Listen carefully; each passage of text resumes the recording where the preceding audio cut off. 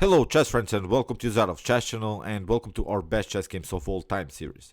So in this series we're following the best chess games that have been ever played in chess history, and today I wanted to show really an immortal chess game played by the first world champion in chess history, Wilhelm Steinitz, against Louis Paulsen from the 1817 Baden-Baden chess tournament. So this Baden-Baden chess tournament is, I think, one of the most important chess tournaments in history, because for the first time in chess history the draw as a result of a chess game was evaluated for half of the point. So before that, if you made the draw, then you had to play a rematch. For instance, you could play maybe 5-6 rematches. Then finally, who gets the win gets 1 point. That was really a stupid, I think, rule in chess. That's why I think this tournament in 1870 had a really important historical element. So what to say about this Baden-Baden town? I think it's really a beautiful town in Germany, and many great players played for the Baden-Baden chess club. The Baden-Baden chess club is really, I think, the best chess club in history. Magnus Carlsen, Viswanathan, and many of the top grandmasters and world champions played for this very nice club. And this town, I think I need to visit, because I lived in Germany, and in my life I think I'll travel one time to this very beautiful town. So what to say about this tournament? Wilhelm Steinitz finished only on the second place. Adolf Anderson finished on the first place. But I think it was really an important moment also in Wilhelm Steinitz's career, because he had to change his style of playing. Many of these top grandmasters played, for instance, the Vienna game. Many of these top grandmasters played this King's Gambit. And I believe that Wilhelm Steinitz was the first player who changed really the chess, basically, because he tried a more positional approach to the game. And then finally, when he changed his style, because he was a great tactician, they used to call him the Austrian Paul Murphy. But when he changed his style, when he went into more positional lines, when he understood the position better, when he played on simple ideas like weak squares, weak pawns, on simple threats, then he became really the world champion. And of course, with his tactical skills and with his new sort of positional understanding, it was time, of course, for Wilhelm Steinitz to improve and become the first world champion in chess history. So let's check out now this game. It was really, I think, a cool game again in the Vienna chess game, Vienna opening, because again you see now a similar opening like in the King's Gambit. This was this old Wilhelm Steinitz style. Let's check out the game. E4 played by Wilhelm. Here E5 by Paulsen. We have knight to C3. It is similar to the King's Gambit, because we are trying to play the move F4, but at least we have developed another piece which could be used as a defensive resource when it comes to king's safety. So it's similar but a little bit different than the common King's Gambit. So we have knight to C6, F4, and we have now e takes F4 after D4. That's the main idea of this gambit line. So you want to deflect, of course, one pawn from the center, then you can get a nice pawn central control. Always restrict this 4 squares in the center. In the game we have queen to H4, and it seems always to me that something is wrong here, because you're allowing your opponent this check in this very, very tricky opening. G3 doesn't bring you so much, because we can simply take. Here, if you attack the queen, we can simply pass through, create a check. That's the main tactical threat here. And after something like knight takes h4, we can simply take and promote to another queen. This is, I think, a lost game for white immediately. So that's why here in the game, king to e2 has to be played, and that's what I always think that here's something wrong. This cannot be good. In the game, Paulsen tried the move d6, a better move, which is really a natural idea when you have this king in the center like this, is to somehow open the center, even if you have to sacrifice some pawns, even if you have to sacrifice some pieces somehow. But I think f5 here is much more powerful, because after knight to f3 we could simply go queen to e7, still creating this very, very nice threat.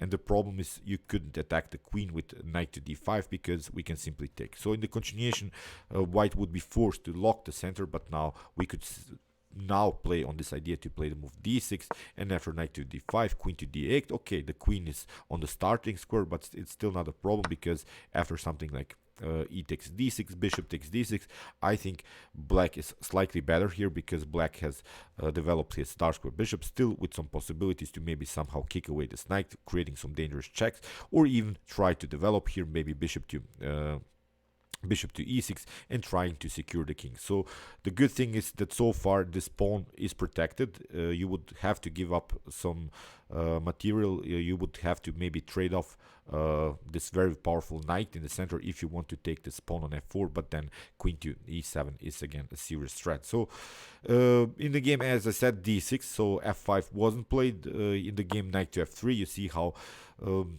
bad it is when you don't challenge your opponent immediately. Knight to f3 comes with the tempo, the queen has to retreat, but here Louis Paulsen found a counterattack with the move bishop to g4. Bishop takes f4. What Wilhelm Steinitz has gained here now is again this pawn central control with the powerful bishop, which is now very well developed here, and now again with some ideas to play maybe the move knight to d5. Of course, this king is not good on e2. It can be attacked. In the game, queenside castling played by Paulsen, and we have now king to e3, even by Wilhelm Steinitz. So bishop to g3, I've also analyzed, maybe it can be met with some queen to h5 ideas. Still, we could keep this tension here on the slide squares. If you try h3, we don't have to react immediately. We can leave this position a little bit like this because you cannot take because of the spin by the queen on the rook. So if you try something like king to d2 in order maybe to escape here from the spin, that's the problem. We have bishop takes f3. You're forced to take with the queen because your bishop is hanging. So after queen takes f3, we have now knight to d4, and again it would be, I think, a uncomfortable game here for white, and I think white is lost simply here. So that's why king to e3. You see how this king is marching towards the center. It's really dangerous. In the game here, Paulsen tried queen to h5. We have bishop to e2. That was Wilhelm Steinitz's idea to get finally out of the spin. In the game, queen to a5 was played, which really was, I think, the first mistake by Louis Paulsen. Again, a more developing move is better. Knight to f6, you have to develop your minor pieces here, because here after something like d5, I've analyzed also this variation. e5 so far is not a possibility because there are some tactical threats on the d file, and you don't want to, of course, to open the center with your king stuck in the center. So if you try something like d5 to get some kind of an activity, then knight to e5 is a possibility, because after knight takes e5 we can simply take d takes e5. You see, the problem is this bishop is attacked. If the bishop retreats, then we have bishop to c5, and again we would have some tactics here. Knight takes e4, you would be forced to take, but now rook takes d5 comes very actively into the game. This would hurt, I think. Here it's losing game again for white. So queen to f5, as I said, bad move here by Louis Paulsen. Played too many moves, I think, with the queen. Should develop here really this knight on f6. In the game, a3 played by Wilhelm Steinitz with ideas to play the move b4, maybe b5, deflect this knight from the defense of the king, maybe try to open somehow the b file.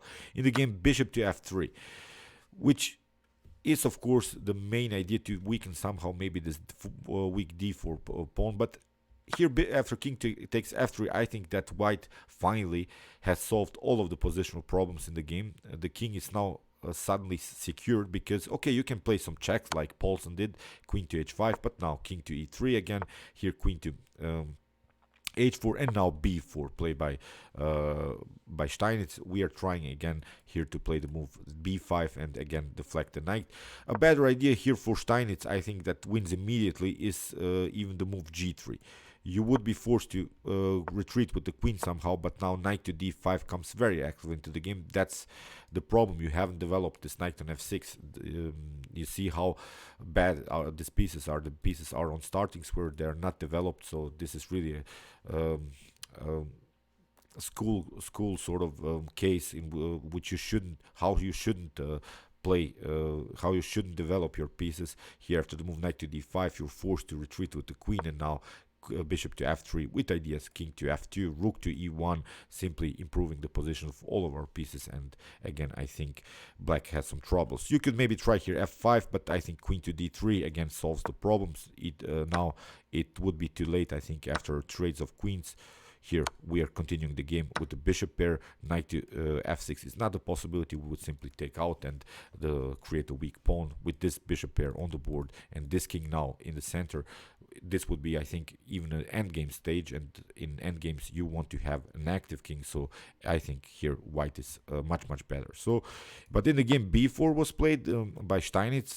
Here in the game g5, attacking the bishop, we have bishop to g3, queen to h6 with some discovered attack possibilities on the king. So here b5 played by Steinitz. We have knight to e7 and now rook to f1. Here Steinitz is trying to play king to f2, king to g1, sort of castling by hand here, not in normal ways to finally secure the king.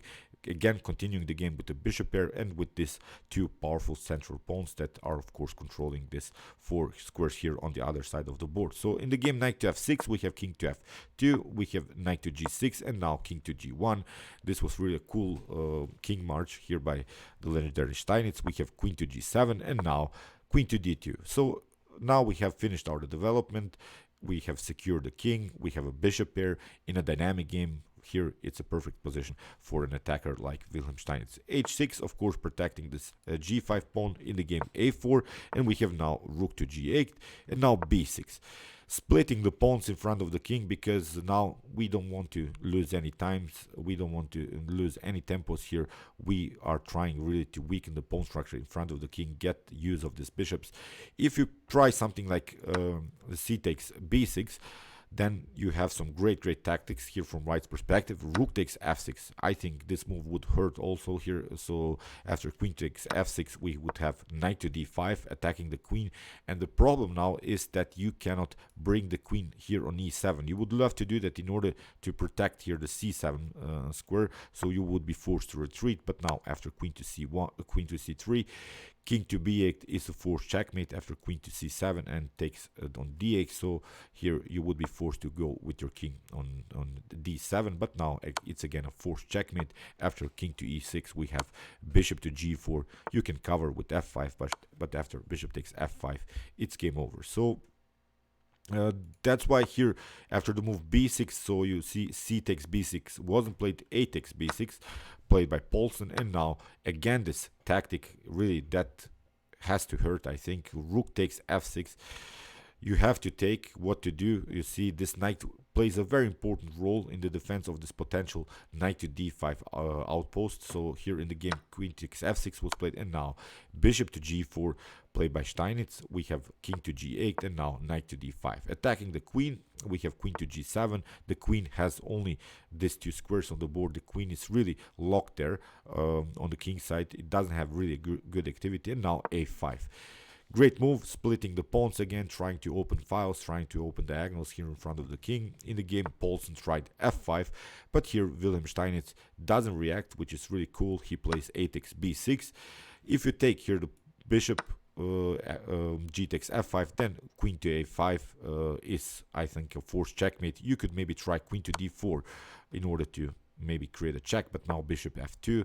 You can maybe take the rook, but now after queen to a1, again, you cannot do anything. If you take, for instance, the pawn, then bishop takes b6. This bishop comes very active into the game, and it's game over with these three pieces against black's king. So after the move a takes b6, here c takes b6, but it's a similar position. We can again include some pieces into the game. Here Steinitz played knight takes b6. We have queen, king to knight to e7, and now e takes f5, queen to f7, and now f6. Again, a very important move to decoy the queen basically on a very important square, on a dark square. After queen takes f6, here queen to a5 is the serious threat, because if you try to escape with your king, then you get this discovered attack, knight to d5, and you lose the queen. So the f6 very tricky by Steinitz. In the game, Paulsen didn't react. He played simply knight to c6, but now we have c4. Now this pawns come very active into the game. Although Steinitz had some better moves here, but it's really easy now to play this position. We have knight to a7, queen to a2, attacking the knight, knight to b5. We have knight to d5, queen takes d5, and after c takes d5, we have knight to d4, queen to a7. Here after king to c7, rook to c1, and here knight to c6. rook takes c6, and it's game over. It's a very nice checkmate because you cannot take, of course, with the pawn. The queen is attacking the king, and it was game over. So this is how Wilhelm Steinitz used to attack, but as I said, he changed his style. He had to, in order to become the world champion, because if he would have stuck to this King's Gambit, Vienna Gambit lines, I think that he never would become the world champion in chess. Emanuel Lasker, for instance, later also changed many times his playing style, played even more d4 moves. He didn't play maybe this attractive games, but he played really great positional games. So it's simple as that. Even Magnus Carlsen, of course, doesn't play these days maybe the most attractive chess, but he plays the most successful chess, and that's important in chess, of course. And that's why here Wilhelm Steinitz, of course, has a very, very important place in chess history, and this was really, I think, a cool game from this Baden-Baden 1817 chess tournament. So, okay, I hope that you enjoyed this game. I enjoyed it a lot. Meanwhile, you can watch my other best chess games of all time with some more games like this. Here's the link, and you can also watch my commented chess games played by computers with some Alpha Zero, Lila Zero, Stockfish games, and many, many more. You can also subscribe to my channel if you like this content. Thanks you for watching, guys, and chess is the best, of course.